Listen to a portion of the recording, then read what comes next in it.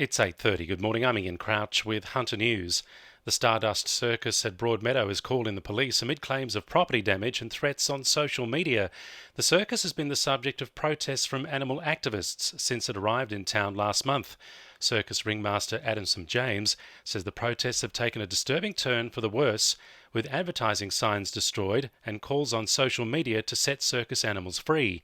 He's told the Herald he operates a law-abiding business and they've never had an act of animal cruelty. Newcastle police are searching for a masked bandit who held up a pizza delivery driver at Cooks Hill. He was called to an address in Derby Street at about 10:15 last night, only to be confronted outside the premises by a man wielding a knife who demanded cash and his mobile phone. The offender is described as being 175 centimetres tall, with a thin build and tanned skin. Swansea MP Yasmin Catley is demanding answers from New Lands Minister Paul Toole on the Pelican Marina issue. The marina's future remains up in the air, with the site being abandoned 12 months ago after its partial collapse and the former minister repeatedly ignoring the issue. Yasmin Catley says the new minister needs to make the marina site a priority. Well, I'll certainly be pushing for the minister to come up, have a look at the site, see what a magnificent location that it is and what an important amenity it is to the community of Lake Macquarie. Like, it's the gateway to the lake, that location there. Novocastrians are being assured there won't be a return to traffic gridlock on Stewart Avenue once the Wickham interchange starts operating.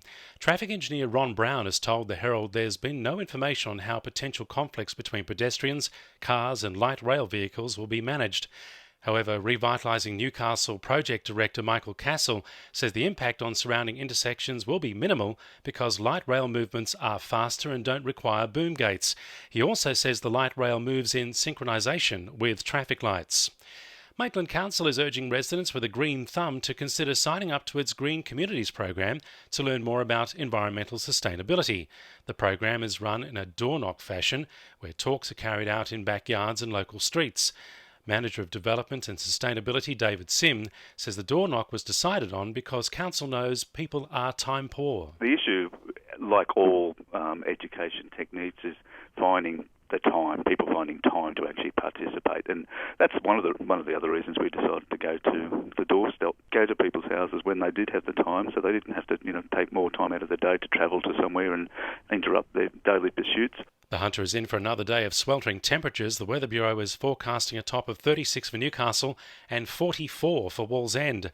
However, we should get some relief from the heat when the southerly change moves through this afternoon. Sport for our sponsor, PRD Nationwide East Maitland.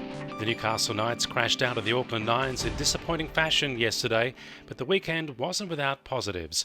The Knights played a trial against Tweed Heads Seagulls at Murwillumbah on Saturday night and cruised to a 38-22 victory. First grade regulars Trent Hodkinson and Mickey Payer played the first half, and young fullback Dylan Fithian bagged a double.